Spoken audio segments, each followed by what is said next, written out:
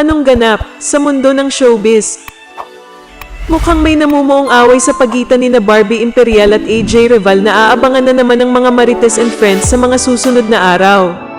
Hindi pa man lumalabas ang full interview ni King of Talkboy Abunda kay Barbie Imperial para sa The Best Talk ng Cinema One ay pinagpipiestahan na sa TikTok ang video clip ng pahayag ni Barbie hinggil sa isyong sinasabi ni Sian Gaza tungkol kay Diego Loizaga.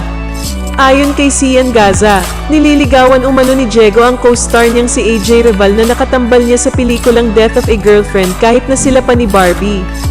Ito raw ang isa sa mga dahilan kung bakit umano sila nag-jumbagan sa isang hotel noong ika-1 ng Nobyembre, bagay na pinabulaanan naman ni na Barbie at Diego. Paliwanag ni Barbie sa panayam ng push sa kanya, ang sugat sa kamay ng jowa niya ay dahil sa pagkaka-aksidente nito sa gym. Sa video clip na kumakalat mula sa panayam ni Tito Boy, mukhang tinatawag ni Barbie ang atensyon ni AJ upang magsalita na sa isyong ipinupukol ni Sian.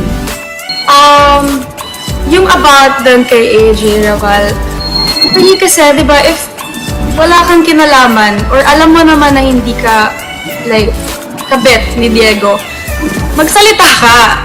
May pakiramdam umano si Barbie na sa pananahimik ni AJ. Parang gusto pa nito ang mga nangyayari.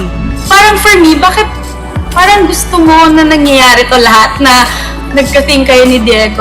Nabalitaan din umano ni Barbie na magkaibigan sina AJ at ang gumagawa sa kanila ng issue na si Sian.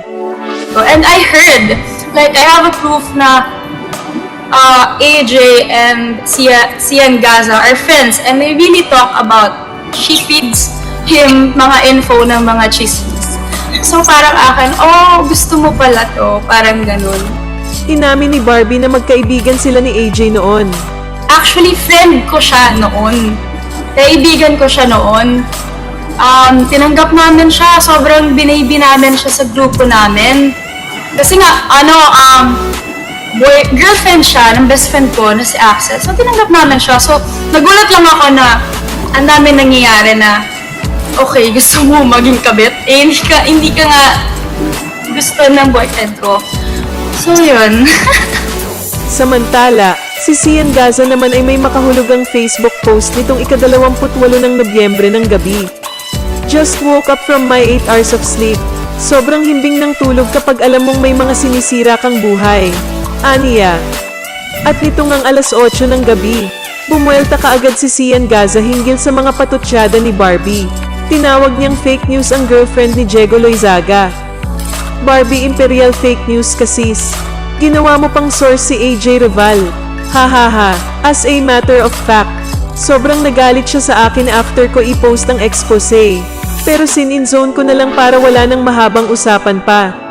Pinili lang niya siguro manahimik ngayon dahil sobrang natuto na siya last time noong chinismis ko sila ni Alger Abrenica. Hinamon naman ni Sian si Diego Loizaga na ito ang magsalita hinggil sa issue. Bakit hindi si Diego Loizaga ang magsalita sa publiko na hindi totoo ang mga sinasabi ko? Bakit si AJ? Wala pa namang sagot o pahayag si AJ Rival tungkol sa isyong ito.